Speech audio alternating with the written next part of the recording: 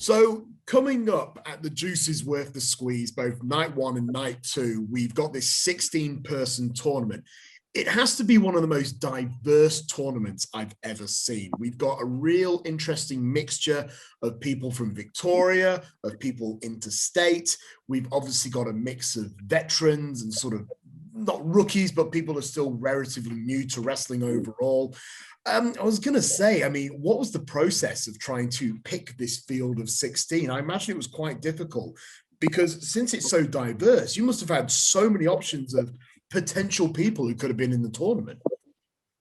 Yeah, I think we all got together and we kind of put together a list of people that we'd really like to see in the tournament. And then you whittle it down based around reality and whether people are going to be available, whether their states are likely to be open. You know, speaking still in kind of getting close to the end of the pandemic sort of things, like we couldn't have a lot of the Western Australian talent that we probably would have wanted. And then, yeah, it's a painstaking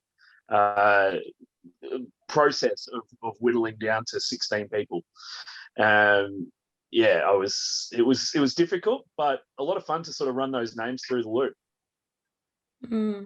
I mean, that list could be twice as long, right? Like, I think it was twice as long on many occasions. It took us a few booking meetings to actually get it down to what it is today, for a variety of reasons. As Jay said, you know, the reality that we're in is that travel is very uncertain, and I don't know, I think we just wanted to take a chance on it. Like, there was a lot of situations in that final card where we thought if there was a lockdown again, then we might be in trouble, but it's just, this was the card that we wanted in the end, and we wanted to put that on regardless.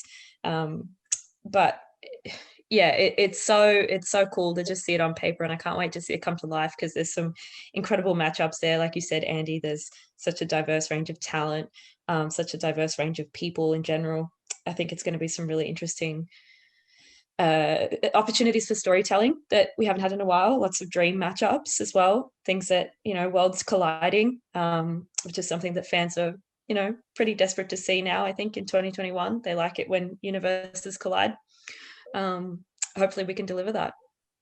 So out of interest, did the tournament bracket or the final list of competitors, did it go through several iterations? And for both of you, was there anyone that you were disappointed that no matter how hard you tried, you just couldn't squeeze them in? I'm absolutely not going to expose our booking strategies, Andy. But once we had those final people, then putting them in the right situations that we wanted. I think with those first round matches, I think there's only one that's actually run before. And that's what I'm most excited about is, yeah, as Erin said, like, these are matches that have never happened, and a lot of fans have been wanting that sort of difference in, especially when you've got like a whole bunch of female competitors, which over the years, you know, female competitors historically have gone against other female competitors. And you've had a lot of the same matchups, but now the way that we run, you know, those female presenting competitors have a lot more options to, you know, have different opponents to what they've been used to historically. I think it would have been great if we could break down the wall into, you know, the Western states. Of course, that would have been really awesome. Like, we could really capture the diversity of wrestling in this country in its truest form, but that doesn't mean that we can't do it in future when things are more certain. Yeah, if you're looking for actual names, Andy, in terms of the Western states, Davis Storm is definitely on that list. Yeah. Edith Knight is definitely on that list, and James Hartness. Right, great names. Yeah. And there'll be more.